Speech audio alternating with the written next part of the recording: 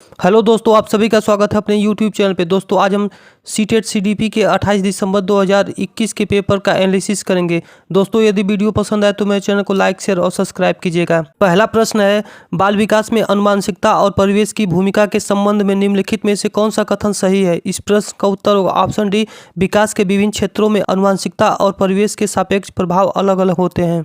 अगला प्रश्न है, विकास के चरण के संदर्भ में 2 से 6 वर्ष तक की अवस्था को क्या कहा जाता है।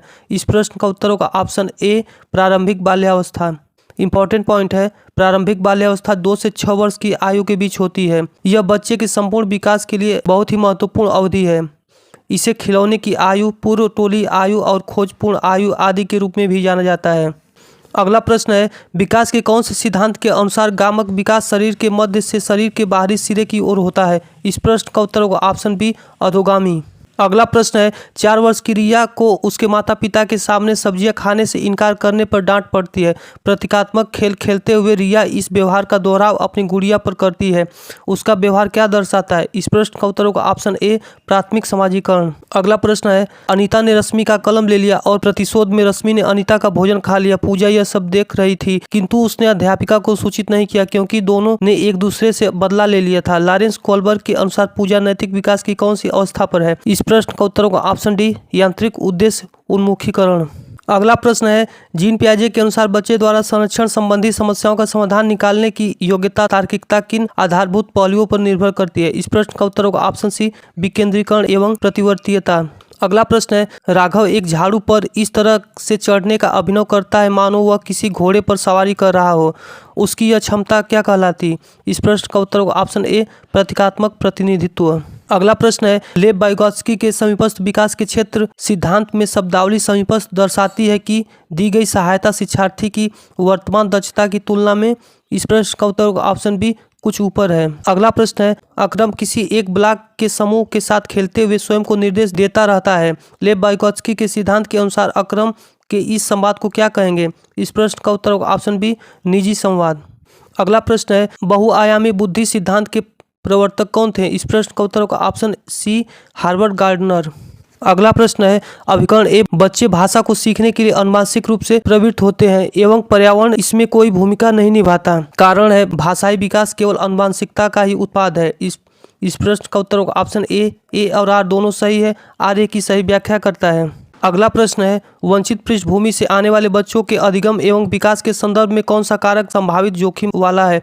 इस प्रश्न का उत्तर होगा ऑप्शन ए, अध्यापक को उनकी क्षमताओं के बारे में नकारात्मक सोच और उनके प्रति बहुत कम अपेक्षाएं। अगला प्रश्न है, एक विद्यालय लड़कियों को केवल संगीत और नृत्य प्रतियोगिताओं में भाग लेने के लिए प्रोत्साहित करता है। विद्यालय का यह दृष्टिकोण क्या दर्शाता है। इस प्रश्न का उत्तर होगा ऑप्शन सी, यह जेंडर संबंधी पूर्वाग्रहों को दर्शाता है।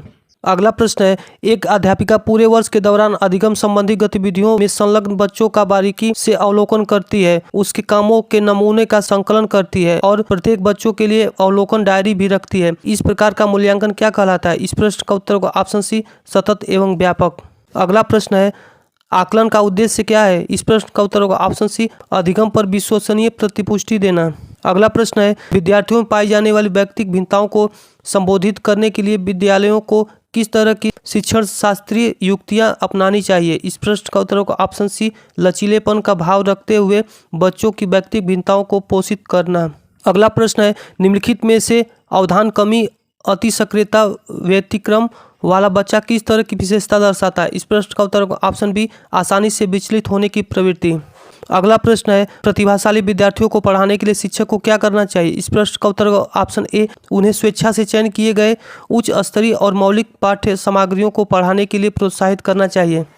अगला प्रश्न है, रमन कक्षा 4 में पढ़ता है, उसे कम दिखता है तथा उसे पाठ्यपुस्तक से पढ़ने तथा कार्य करने में कठिनाई होती है, उसके अध्यापक को क्या करना चाहिए। इस प्रश्न का उत्तर होगा ऑप्शन सी, उसे पाठ्यपुस्तक के पाठों की रिकॉर्डिंग उपलब्ध करवानी चाहिए। अगला प्रश्न है, एक प्राथमिक विद्यालय के अध्यापक के रूप में आप कक्षा में अधिगम निषक्तता वाले बच्चों की सहायता के लिए आकलन की कौन सी युक्ति का प्रयोग करेंगे। इस प्रश्न का उत्तर होगा ऑप्शन सी, प्रदत्त कार्यों के मूल्यांकन में वर्तनी को महत्व नहीं देंगे। अगला प्रश्न है, निम्नलिखित में से कौन सी युक्तियाँ सार्थक अधिगम को समूत्र करने के लिए प्रभावशाली है। इस प्रश्न का उत्तर होगा ऑप्शन सी, 1, 2, 3। उदाहरण और गैर उदाहरणों का प्रयोग, दूसरा है विद्यार्थियों को प्रश्न पूछने के लिए प्रोत्साहित करना, और तीसरा है विद्यार्थियों को किसी दूसरे को अवधारणा समझाने के लिए कहना। अगला प्रश्न है अभिकरण ए अहमद बच्चों को अपनी कक्षा में प्रभावी समस्या समाधान को बढ़ावा देने के लिए सादृश्य चिंतन हेतु प्रोत्साहित करता है। कारण है बच्चे सार्थक तरीके से सीखते हैं जब बच्चे उन्हें मौका देते हैं कि वे पहले से जो जानते हैं उससे संबंध बनाएं। इस प्रश्न का उत्तर होगा ऑप्शन ए और आर दोनों सही है। आर ए की सही व्याख्या करता है। अगला प्रश्न है राष्ट्रीय शिक्षा नीति 2020 किस उपागम से किस उपागम के लिए शिक्षण शास्त्रीय बदलाव की अनुशंसा करती है। इस प्रश्न का उत्तर होगा ऑप्शन बी रटने पर आधारित अधिगम अवधारणात्मक समझ। अगला प्रश्न है इनमें से कौन सा तार्किक चिंतन में योगदान नहीं देता है। इस प्रश्न का उत्तर होगा ऑप्शन सी विचारक परिस्थिति के संदर्भ पर विचार नहीं करते हैं। अगला प्रश्न है मीरा विद्यालय के बाद गिटार का अभ्यास करती है, वह इस कार्य से प्रेम करती है और यह उसे संतुष्टि देता है, यह क्या दर्शाता है। इस प्रश्न का उत्तर होगा ऑप्शन बी आंतरिक अभिप्रेरणा को। अगला प्रश्न है निम्नलिखित में से कौन कक्षा में पाठ्यपुस्तकों की भूमिका का सबसे अच्छा वर्णन करता है। इस प्रश्न का उत्तर होगा ऑप्शन डी कक्षा में उपलब्ध संसाधनों और संदर्भ सामग्रियों में से एक। अगला प्रश्न है विद्यार्थियों की त्रुटियों के विषय में कौन सा कथन सही है। इस प्रश्न का उत्तर होगा ऑप्शन सी त्रुटियां अध्यापकों को विद्यार्थियों की सोच समझने का अवसर देती है।